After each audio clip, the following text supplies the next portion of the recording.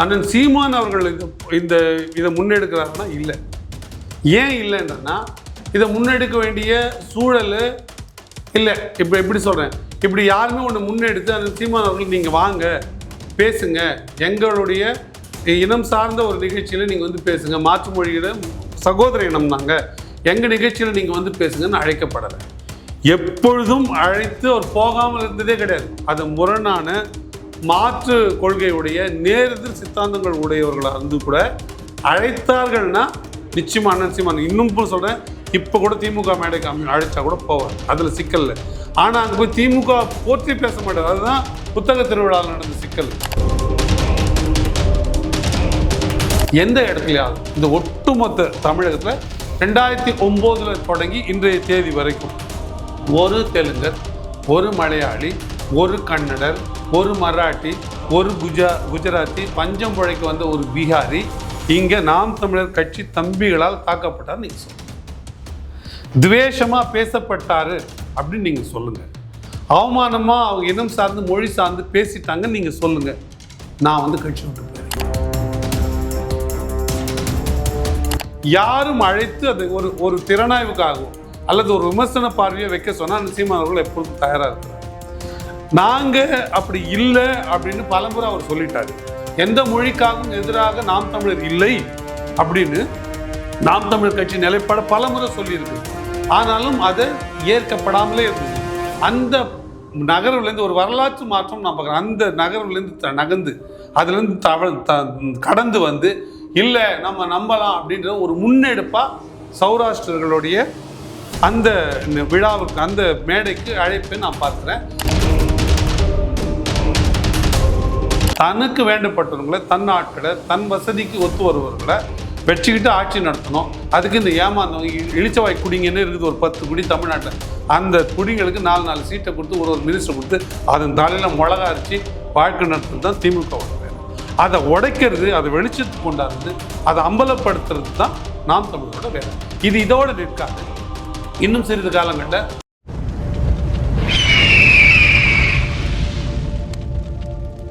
அரசியல் கருத நேயர்களுக்கு வணக்கம். இன்று நம்மோது இணையும் சிறப்பு விருந்தினர் நாம் தமிழர் கட்சியின் வழக்கறிஞர் திரு ஸ்ரீதர் அவர்கள். வணக்கம் சார். வணக்கம் சார். குறிப்பாக தமிழகத்தில் சீமான் அவர் பிற மொழியாளர்களை வெறுக்கிறாரு, அவங்கள ஒதுக்க நினைக்கிறாரு அப்படின்ற மாதிரி பேச்சுக்கள் சீமான் அவர்களின் எதிர்ப்பாளர் மூலமாக பரப்பப்பட்டு இந்த வேலையில் இப்போ மதுரையில் சௌராஷ்டிரார்கள் நடத்துகிற ஒரு பொதுக்கூட்டத்துக்கு சீமான் அவர்களை சிறப்பு விருந்தினராக அழைச்சிருக்காங்க. இந்த மாற்றத்தை எப்படி பார்க்குறீங்க? இது உள்ளபடியே அண்ணன் சீமான் அவர்கள் இதை முன்னெடுக்கிறாருன்னா இல்லை. ஏன் இல்லைன்னா இதை முன்னெடுக்க வேண்டிய சூழல் இல்லை. இப்போ எப்படி சொல்கிறேன், இப்படி யாருமே ஒன்று முன்னெடுத்து அண்ணன் சீமான் அவர்கள் நீங்கள் வாங்க பேசுங்க, எங்களுடைய இனம் சார்ந்த ஒரு நிகழ்ச்சியில் நீங்கள் வந்து பேசுங்க, மாற்று மொழியில் சகோதர இனம் நாங்கள், எங்கள் நிகழ்ச்சியில் நீங்கள் வந்து பேசுங்கன்னு அழைக்கப்படலை. எப்பொழுதும் அழைத்து அவர் போகாமல் இருந்ததே கிடையாது. அது முரணான மாற்று கொள்கையுடைய நேரெதிர் சித்தாந்தங்கள் உடையவர்களாக இருந்து கூட அழைத்தார்கள்னா நிச்சயமாக அண்ணன் சீமான் இன்னும் சொல்கிறேன், இப்போ கூட திமுக மேடைக்கு அழைச்சா கூட போவார், அதில் சிக்கல் இல்லை. ஆனால் அங்கே போய் திமுக போற்றி பேச மாட்டார். அதுதான் புத்தக திருவிழாவில் நடந்த சிக்கல். திருடர் பாதைன்னு கருணாநிதி பாதைன்னு அழைத்தவர்கள் அந்த ஒரு அமைப்பு தான் அதை நடத்துது. அந்த அமைப்பு அழைத்தாங்க.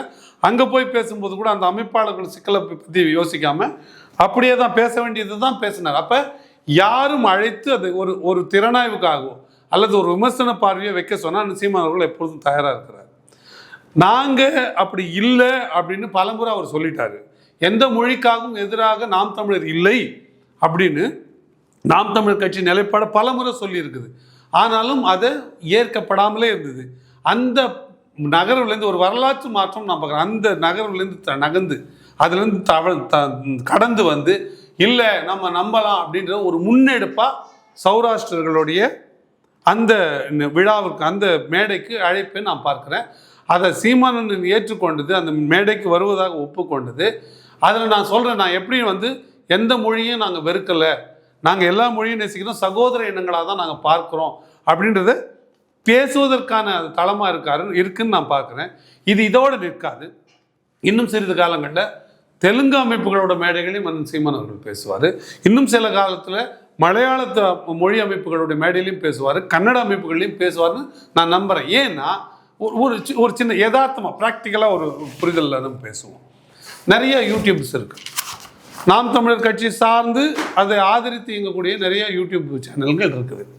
இவர்கள் எல்லாம் தமிழ் மொழி சார்ந்து பேசும் அதே வேளையில் தெலுங்கு மொழி ஆதிக்கத்தோட என்ன இருக்குது, இங்கே யார் யார் தெலுங்கு மொழியை வச்சுட்டு ஆதிக்கம் பண்ணுறாங்க, இல்லை மாற்று மொழியார்கள் யார் யாரெல்லாம் இங்கே ஆதிக்கம் பண்ணுறாங்கன்னு எல்லாரும் பேசுகிறாங்க, பரவலாக பேசுகிறாங்க. பல விமர்சனங்களை இந்த யூடியூப் சேனல் வைக்கிறத நீங்கள் பரவலாக பார்க்கலாம். எந்த இடத்துலையாவது இந்த ஒட்டுமொத்த தமிழகத்தில் 2009 தொடங்கி இன்றைய தேதி வரைக்கும் ஒரு தெலுங்கர், ஒரு மலையாளி, ஒரு கன்னடர், ஒரு மராட்டி, ஒரு குஜராத்தி, பஞ்சம் பிழைக்க வந்த ஒரு பீகாரி இங்கே நாம் தமிழர் கட்சி தம்பிகளால் தாக்கப்பட்டார் நீங்கள் சொல்லுங்கள். துவேஷமாக பேசப்பட்டார் அப்படின்னு நீங்கள் சொல்லுங்கள். அவமானமாக அவங்க இனம் சார்ந்து மொழி சார்ந்து பேசிட்டாங்கன்னு நீங்கள் சொல்லுங்கள். நான் கட்சி விட்டு போயிடுறேன். ஏன் சொல்கிறேன்னா, நான் பயணப்படுறேன், நான் பார்க்குறேன் நீங்கள் எவ்வளோ இடத்த ஆக்கிரமிச்சுக்கிறீங்க, தமிழர்களுக்கான இடத்த எவ்வளோ இடத்த நீங்கள் ஆக்கிரமிச்சுக்கிறீங்க அப்படின்னு ஒரு வருத்தம் இருக்குது, ஒரு கோபம் இருக்குது. உண்மையிலேயே உங்களுக்கு 10 இடம்னா 10 இடம் இருக்கிறதுக்கு பற்றி சிக்கல் இல்லை. நீங்கள் ஒரு 5 விழுக்காடு இருந்துக்கிட்டு 4-5 அமைச்சரவை ஆக்கிரமிச்சிங்கன்னா அதுக்கு கொடுமை இல்லை. அப்போ இந்த தமிழ்நாட்டில் நிலத்தில் இருக்கிற மற்ற குடிகளுக்கான பிரதிநிதித்துவம் எங்கே போகிறது அப்படின்னு கேள்வி எழுப்புறாங்க. இந்த கேள்வி எழுப்புறாங்க, இந்த கருத்தை வைக்கிறாங்க, இந்த விமர்சனத்தை வைக்கிறாங்க. மாறா என்னைக்குன்னா அதை தாண்டி சகோதரத்துவத்தை நாம் தமிழர் கட்சி தம்பிகள் தவறி இருக்காங்களா, ஒரு நட்பு பாராட்ட, ஒரு உறவு பாராட்ட தவறி இருக்காங்கன்னு எங்கேயுமே இல்லை. நீங்கள் பார்த்துங்க. அப்புறம் என்ன சொல்ல வரேன்னா, கோட்பாட்டில் இப்போ நம்ம இப்படி பேசுகிறோம்ல, நீங்கள் இங்கே 18 விழுக்காடு ஆதி தமிழ் குடிகளுக்கு ரிசர்வேஷன் கொடுக்குறாங்க இல்லை, அது போதாது. உண்மையில் அவ்வளோ இல்லை, 22 விழுக்காடு இருக்கிறாங்க. அந்நியர்கள் 10 கொடுக்குறாங்க, இல்லை 10 இருக்காது. கூட இருந்தால் கூட கொடுங்க, குறைவாக இருந்தால் குறைவாக கொடுங்க. அப்படியே நீங்கள் வன்னியர்களுக்கு 20 கொடுக்கணும்னு சொல்ல. இப்போ இது ஒரு சிக்கல் இருக்குல்ல, யாருக்கு கூட கொடுக்க யாருக்கு குறைவாக கொடுக்குன்னு அதை அளந்துருங்கன்னு சொல்கிறேன். ஏன் சொல்கிறோம்? தமிழ் குடிகளுக்கு மத்தியிலே நான் வெளியே போகலை. தமிழ் குடிகளுக்கு முதலியாருக்கு இவ்வளோ கொடுங்க, செட்டியாருக்கு இவ்வளோ கொடுங்க, வன்னியருக்கு இவ்வளோ கொடுங்க, நாடாருக்கு இவ்வளோ கொடுங்கன்னு ஒரு கேள்வி வருதுல்ல. அவர்களுக்கு கூட கொடுக்குறீங்க, இவங்களுக்கு குறைவாக கொடுக்குறீங்கன்னு கேள்வி வருதுல்ல. அதை ஒட்டி என்ன பிரச்சனை எப்படி சாதிவாரி கணக்கெடுப்பு நடத்துங்க. யார் யாருக்கு எவ்வளோ எவ்வளோ இருக்கோ அவ்வளோ கொடுங்கன்னு நீங்கள் அண்ணன் பேசுறதுக்காக பார்க்கலாம். அதில் அவர் நாயுடுங்கன்னா நாயுடு எவ்வளோ இருக்காங்களோ கொடுங்க, செட்டியார்னா செட்டியார் எவ்வளோ இருக்காங்களோ கொடுங்க, ரெட்டியார்னா ரெட்டியார் எவ்வளோ இருக்காங்க கொடுங்க. இந்த சொல்லாடலோடு நீங்கள் பார்க்கலாம். அப்போ யார் யாருக்கு எவ்வளோ கொடுங்கன்னு பேசணும்ல. அப்போ ஒரு சமூகம் கூட நீங்கள் கொடுத்துடக்கூடாதுன்றது தான் சாதிவாரி கணக்கெடுப்புக்கு அடிப்படை காரணம். அப்படின்னா எவ்வளோ பேர் இங்கே இருக்கிறீங்க, அதை நீங்கள் அதை விகிதாச்சாரப்படி அங்கே வாங்கிக்கங்க, அதில் சிக்கல் இல்லை. ஆனால் குறைவான எண்ணிக்கையிலேருந்து, அதனால தான் ஒரே குடும்பத்திலேருந்து ஒரு முதலமைச்சர் ஒரு துணை முதலமைச்சர் அப்படின்னு கேட்குற கேள்வியும் ஐயா ஸ்டாலின் அவர்களோட குடும்பத்தை பார்த்து கேட்குற கேள்வியும் அப்படி தான் வருது. அப்போ எப்படி இருக்க முடியும்? அது சரியில்லைல்ல. நான் இப்படி இன்னும் கேட்குறேன். நீங்கள் ஒப்பீட்டு அளவில் தெலுங்கு சமூகத்தை எடுத்துக்கிட்டாலே வருது. தமிழ் சமூகத்தில் 2 சமூகம் இருக்கும், எக்ஸ் சமூகம், ஒய் சமூகம். இந்த குடிக்கு அதிகமாக 10 பேர் தான் இருக்காங்க. ஆனால் 25 சீட்டு கொடுத்தீங்கன்னா அது டிஸ்ப்ரப்போர்ஷனேட்டாக இல்லையா? அது தவறாக இல்லையா? இன்னொருத்தர் உரிமையை பறிக்கிறதா ஆகுமா ஆகாதா? அப்போ அதாகும்னா அதே வேலையை தெலுங்கு சமூகம் செஞ்சால் அது டிஸ்ப்ரப்போர்ஷனேட்டாக. நீங்கள் என்ன சொல்லலாம்? இல்லை, நாங்கள் இவ்வளோ பேர் இருக்கோம், இந்த விகிதாச்சாரப்படி எங்களுக்கு இவ்வளோ பெறத்துக்கு உரிமை இருக்குது, இந்த நாட்டில் நாங்கள் எங்கள் ரத்தத்தையும் வேர்வையும் சிந்தி நாங்கள் உழைச்சி எப்பயுமே ஒரு மண்ணினோட குடிகள் எதன் அடிப்படையில் சொல்கிறாங்களோ, யார் தங்களுடைய உடல் உழைப்பை செலுத்தி ரத்தத்தை வேர்வையாக மாற்றி ஒரு உற்பத்தி பொருளை உருவாக்கி கொடுக்குறாங்களோ அவர்கள் அந்த நாட்டில் எல்லா உரிமையும் பெற உரிமை உள்ளவர்கள் அப்படின்றது கோட்பாடு. அப்படி நாங்கள் பண்ணிட்டோம், எங்களுக்கு இப்படி கொடுங்க அப்படின்னு கேட்கறதுல சிக்கல் இல்லை. ஆனால் கணக்கெல்லாம் கூட நான் ஒரு தெலுங்கு அமைப்பு சொல்லுது நாங்கள் 49 விழுக்காடு இருக்கோம். இதை யார் சொல்ல முடியும்? இது மாதிரி முட்டாள்தனமான பேச்சு யார்? அப்போ இது எப்படி விமர்சனத்துக்கு உள்ளாக இருக்குது? நீங்கள் தெலுங்கர் என்பது ஒரு உரிமை அடையாளமாக எப்படி மாறும்? பங்களிப்புன்றது தானே உரிமை அடையாளமாக மாறும். எவ்வளோ விகிதாச்சாரமாக இருக்கிறது தானே உரிமை அடையாளமாக மாறும். இப்போ அதை பற்றின விமர்சனம் வரும்போது தமிழ் சார்ந்து, தமிழ் மொழி சார்ந்து, தமிழ் இனம் சார்ந்து, தமிழ் தேசியம் சார்ந்து இயங்கக்கூடிய அமைப்புகள் ஒரு மாற்று கருத்தை, அதை பற்றின தீவிர பார்வையை, அது கடுமையான விமர்சனங்களை வைக்கிறாங்க. ஆனால் அந்த விமர்சனங்கள் எங்கேருந்து வருதுன்னா அது இந்த பகுதியிலேருந்து வருது. அதோட ஆரம்ப புள்ளி விதை போட்டது யாருன்னா அந்த விதையை போடுறது இந்த மாற்று மொழியாளர்கள் போடுறாங்க. நீங்கள் என்ன சொல்லணும்? தாராளமாக அழங்க, எங்களுக்கு உண்டாந்து எங்களுக்கு கொடுத்தா போதுங்கன்னு யாருன்னா சொல்லுங்க. யாராவது இது வரைக்கும் பொது வழியில் சொல்கிறாங்க. ஆனால் அது மாறா திரிப்பாங்க. பொதுவெளியில் அப்படி சொல்லாமல் மாறா திரிப்பாங்க. இல்லை இல்லை இது வந்து தெலுங்கர்களுக்கு எதிரான கட்சி, இது மலையாளர்களுக்கு, இது மாற்று மொழி மொத்தமாக. ஏன்னா அப்படி செக்மெண்ட்டாக பகுதியாக அந்த வாக்கை பிரித்து எடுத்துட்டோம்னா யார் குறைந்த எண்ணிக்கையிலிருந்து அதிக லாபம் அடைகிறார்களோ அவர்கள் தொடர்ந்து அடைந்து கொள்ளலாம். இப்போ பிராமணர்கள் அதிக இடங்களை பிடித்து கொள்கிறார்கள், அவர்களுடைய எண்ணிக்கையின் அடிப்படைக்கு இல்லை, அவங்க ஒட்டுமொத்த இடத்தையும் அவங்க பிடிச்சுக்கிறாங்கன்னு சொல்கிறது திராவிட கோட்பாடு. அப்படி அது எதிர்க்குது. அதன் அடிப்படையில் பிராமணியத்தை எதிர்க்குது. அதன் அடிப்படையில் ஒரு பண்ணுற இடஒதுக்கீடை எதிர்க்குதுன்னா அந்த இடஒதுக்கீடை எதிர்க்குதுன்னா அதே அளவுகோல் மற்ற மொழிகளுக்கும் மற்ற சமூகங்களுக்கும் பொருந்துமா பொருந்தாதா? அப்ப ஏன் அது பிராமணர்கள் மேல மட்டும் திணிக்கணும் நான் கேட்கிறேன். பொதுவாக கணக்கெடுங்க. நீங்க ரிசர்வேஷன் இங்க இல்ல, நீதிமன்றங்கள்ல ரிசர்வேஷனை கொண்டு வாங்க. அந்த சமூகத்துல நீங்க ஒரு தேர்வு கூட வைங்க. உயர் நீதிமன்ற நீதிபதி ஆகிறது இந்தந்த தகுதிகள் இருக்கணும், இந்தந்த பின்புலம் இருக்கணும். அந்த சமூகத்துல இருக்கானான்னு பாருங்க. ஒருத்தன் கூட இருக்கணும் யோகியா. ஒரு முதலியார் ஒரு செட்டியார்னா ஐயருங்களே தான் இருப்பாங்களா? செக் பண்ணுங்க. ஆதி தமிழ் குடியில் யோகியம் நல்லவன் இருக்க மாட்டானா? கிரிமினல் பேக்ரவுண்ட் இல்லாமல் இருக்க மாட்டானா? அங்கே உழைக்கிறவன் இருக்க மாட்டானா? எந்த சமூகத்தை பழமை சொல்லுவாங்க, கற்புடைய மகளிரும் வீரமுள்ள ஆண்களும் எல்லா சமூகத்திலையும் உண்டு தான் சொல்லுவாங்க. அப்படிதான் இலக்கியங்கள் தொன்று சொல்லிட்டு வருது. அங்கிருந்து எடுத்து போடுங்க. அவ்வளோ தகுதியோட நீங்கள் தகுதிக்கு அதோட செயல்படுற ஆற்றல், அதை காம்பிடன்சின்வாங்க. ஒரு வழக்கை எப்படி கையாடுறதுன்னு காம்பிடன்சியை நீங்கள் உண்டு பண்ணுங்க. ஒருத்தருக்கு அவரோட பின்புலத்தை சரி பாருங்க. இல்லையா நீங்கள் அகாடமி வைங்க, வச்சு இந்த நெறிமுறைகள்லாம் உருவாக்கி சேர்த்துங்க. ஆனால் விகிதாச்சார அடிப்படையில் வைங்க. அதனால தான் இன்றைக்கு தீர்ப்புகள் மதம் சார்ந்து. சென்னை உயர்நீதிமன்ற தீர்ப்பே கூட எனக்கு வந்து அது கடுமையான முரண் இருக்கு. திருப்பரங்குன்றம் தீர்ப்புலையே அப்படி ஒரு நீதிபதி அந்த தீர்ப்பை பற்றி நான் முரண். ஏன் அவர் மண்டைக்குள்ள ஏறுதுன்னா, அவர் வந்து திட்டமிட்டெல்லாம் கொடுக்கல. நான் என்னை பொறுத்த வரைக்கும் அவரோட அந்த நீதிபதி திட்டமிட்டெல்லாம் கொடுக்கல. ஆனால் அவர் பார்வையா அப்படியா இருக்கு, அவர் அதை நம்புறாருங்க உளப்பூர்வமா. அப்போ அப்படி நம்புறதுக்கெல்லாம் கொடுக்க முடியாதுன்னு நீங்கள் சொல்லணும். அப்படி சொல்லி அப்படி தானே 2 மாதத்துக்கு முன்னாடி விஜய் மேட்டரில் இன்னொரு நீதிபதி தீர்ப்பு கொடுத்தாரு. அவர் அப்போ திராவிடம் சார்ந்து கொடுக்கலையா? அப்படிதான் கொடுத்தாரு, எனக்கு தெரியும். நிச்சயம் அந்த அடிப்படையில் தான் கொடுத்தாரு. அப்போ இது மட்டும் திருப்பரங்குன்றத்துக்கு நீங்கள் சொல்லுங்க. ஏன் அன்றைக்கு திராவிட சார்பாடு வேற ஒரு வழக்கு சம்பந்தம் இல்லாத வந்து சம்பந்தமே இல்லாத இடத்துல தொடர்புடைய வழக்கு மதுரை நீதிமன்றத்தில் நிலுவையில் இருக்கும்பொழுதே நீங்கள் உங்களுக்கு திமுக ஆதரவான ஒரு உத்தரவு போடுறாரு ஒரு நீதிபதி. அப்போ அது திராவிட சார்ந்த எத்தனை திராவிடம் சார்ந்த ஆட்களை நீதிபதிகளாக திமுக உள்ள செலுத்தல எனக்கு தெரியும். எத்தனை பேர் செலுத்தி இருக்குன்னு தெரியும்.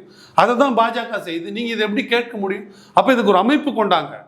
அதில் கணக்கு பாருங்க, இத்தனை பேர் வரணுங்க, எல்லாருக்கும் போடுங்கன்னா அப்போ என்ன அறிவு வந்து பிராமணர்களுக்கு சொந்தமா, இல்லை மேட்டுக்குடிகளுக்கே சொந்தமா, இல்லை நாயுடுகளுக்கு செட்டியார்களுக்கு சொந்தமா, முதலியார்களுக்கு சொந்தமா? இல்லை, எல்லோருக்கும் சொந்தமானது தான். ஒரு சந்துரு எப்படிப்பட்ட ஒரு இதுவோ சொன்னார். ஒரு சமத்துவவாதியாக இருந்தார் நீதிபதி சந்திர அவர்கள். ஹரிபரந்தம்மன் எப்படி இருந்தார் நம்ம பார்த்தோம். கோகா எப்படிங்க இருந்தார், ரஞ்சன் கோகா எப்படி இருந்தார் நம்ம பார்க்கல. ஆரியத்துக்கு இதுக்குமான வித்தியாசம் புரியுது. எவ்வளோ வித்தியாசம் இருக்குங்க.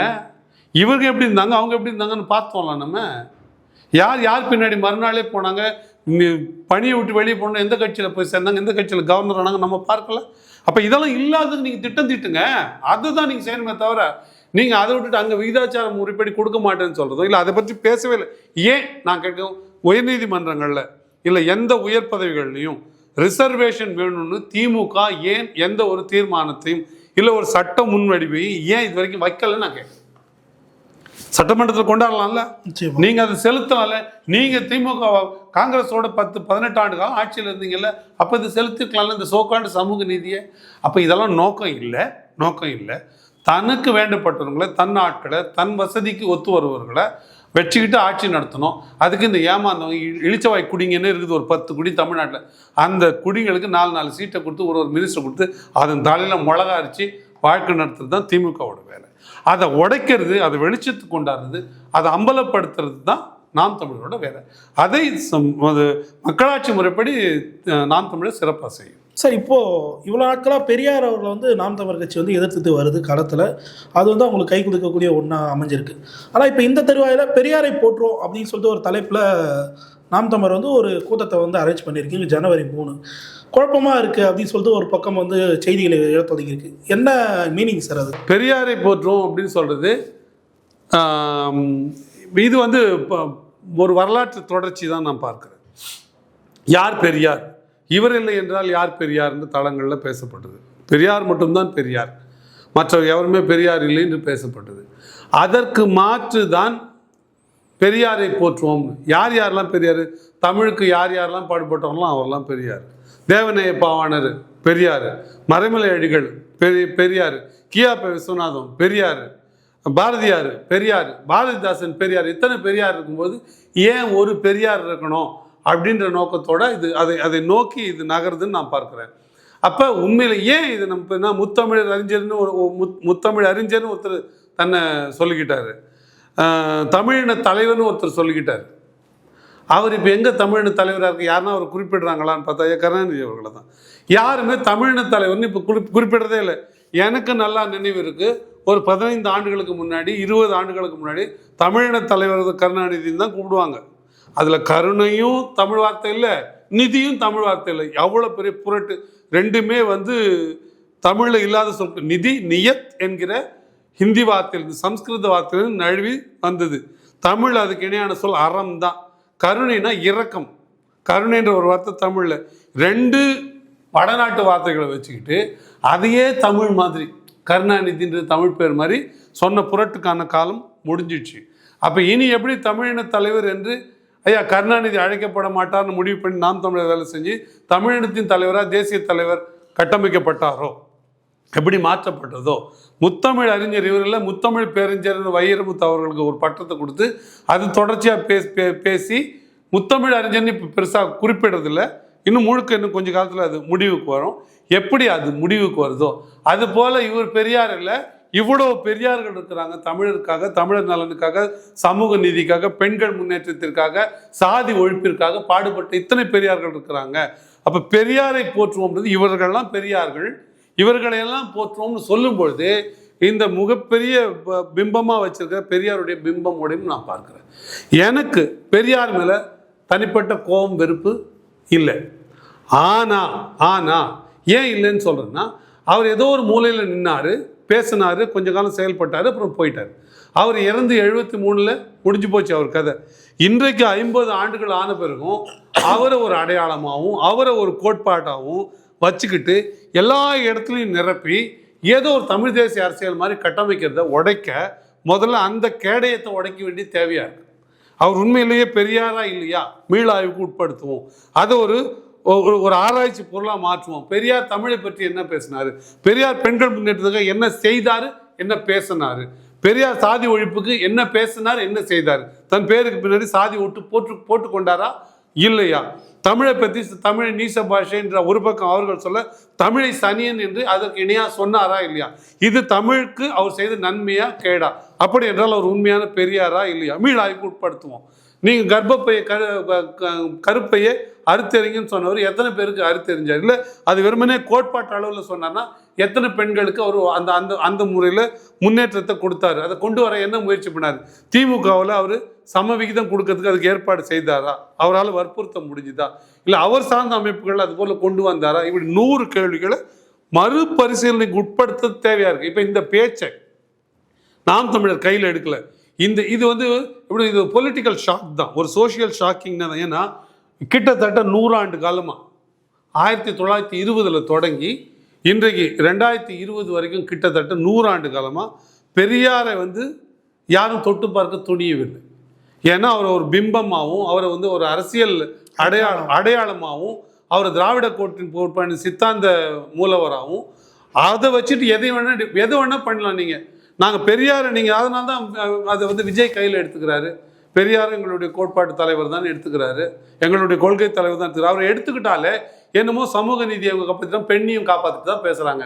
பெரியார் சொன்னது பெண்களுக்கு சம உரிமை கொடுங்கன்னா திமுக அவரை தூக்கி பிடிச்சிருக்குன்னா திமுக 2021 பெண்களுக்கு கொடுத்த இருக்கைகள், அதாவது சீட்ஸ், எம்எல்ஏ சீட்ஸு 12, வெற்றி பெற்றவங்க 6, ஏன் நாம் தமிழர் போல 117 கொடுக்கலன்னு நான் கேட்குறேன்.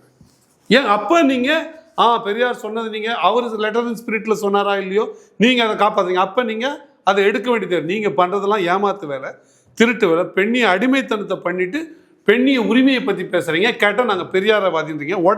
அந்த அந்த அந்த கேடயத்தை அதை வச்சு தான் நீ எல்லாத்தையும் தடுக்கிற. அதை உடன்ற முனைப்பு தான் அந்த பொலிட்டிக்கல் ஷாக்கை நாம் தமிழர் கையில் எடுத்தது. அதுக்கு முன்னாடி நாங்களும் தான் அவரை சில இடங்களில் ஏன் ஆரம்ப காலங்களில் தூக்கி பிடிச்சிருக்கிறோம். அந்த நகர்வு தேவையாக இருக்குது. இந்த கேடயத்து பின்னாடி போய் திமுக எல்லா தவறையும் பண்ணிட்டு ஒழிஞ்சிக்குது. ஏங்க, ஒரு ஒரு தாழ்த்தப்பட்ட குடிக்கு ஒதுக்கப்பட்ட இடம் ரிசர்வ்டு சீட்டு. அந்த ரிசர்வ்டு சீட்டில் நீங்கள் தாழ்த்தப்பட்டவர்களுக்கு இடம் கொடுக்கல என்ன பெருமை இருக்குது? அதில் என்ன அது மேண்டேட் பண்ணுது. அதாவது அது வந்து சட்டம் வற்புறுத்துது. நீங்கள் வேறு யாரும் நிற்க முடியாது. அதில் கொடுக்கறது சமூக நீதி ஆகுமா? எந்த இடம் பொது இடமோ நல்லா கேட்டுங்க, ரிசர்வில் தாழ்த்தப்பட்ட குடி மட்டும்தான் நிறுத்த முடியும். அது பார் இருக்கு, இன்னொரு கட்சியை இன்னொரு சமூகத்தை நிறுத்த முடியாது. ஆனால் பொது தொகுதினா பொதுனா என்ன அர்த்தம்? யார் வேணா நிறுத்தலாம். ஆதிக்குடியும் சேர்த்து நிறுத்தலாம்.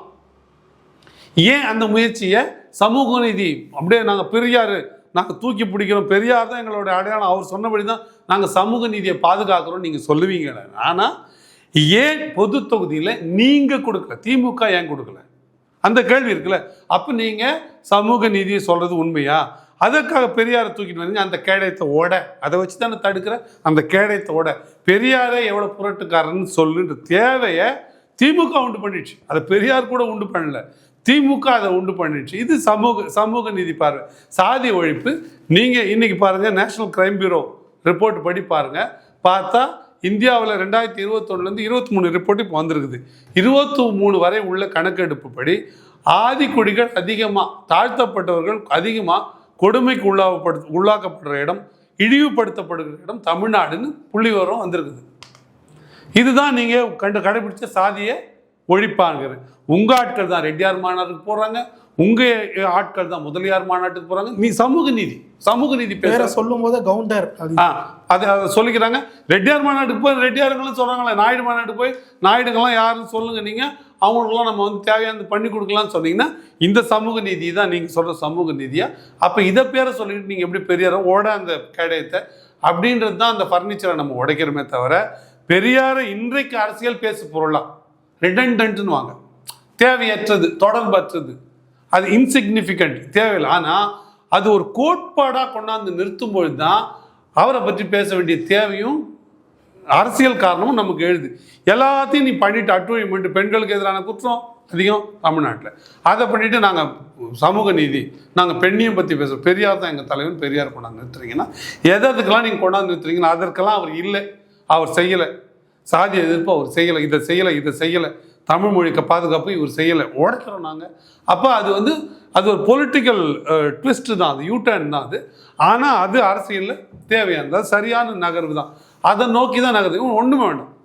இஸ்லாமியர் பாதுகாப்பு ஒரு கட்சியில் திராவிடம் நீங்கள் கோட்பாடு உண்டு பண்ணிட்டீங்க, அதில் சிறுபான்மையினர் எங்கே வருது? சிறுபான்மையினருக்கான ஒரு அமைப்பு எங்கே வருதுன்னு நான் கேட்குறேன். சமூக நீதியோட தோல்வியின் அடையாளம் தான் அது. திமுக அதிமுக இரண்டு கட்சிகளும் சமூக நீதியை சரியாக கடைபிடிக்காதனால தான் விசிக உருவாச்சு, பாமக உருவாச்சு. கூர்ந்து அரசியல் புரிந்து கவனிக்கிறவங்களுக்கு தெரியும், எல்லோருக்குமே இடம் கிடைக்குது. ஏன் நான் இங்கே கேட்குறேன், தமிழ்நாட்டில் பாட்டாளி மக்கள் கட்சி விடுதல்ல, ஏன் நாயுடு பாதுகாப்பு கட்சி, நாயுடு கழகம் ஏன் உருவாகலை? ஏன் ரெட்டியார் முன்னேற்ற கழகம் ஏன் உருவாகல? அமைப்புகளாக இருக்காங்க, ஏன் கட்சியாக வரலன்னு. அவர்களுக்கு தேவை இங்கே அப்பன்ட்டாக கிடைக்குது, எக்ஸஸாக கிடைக்குது, தேவைக்கு மேலே கிடைக்குது.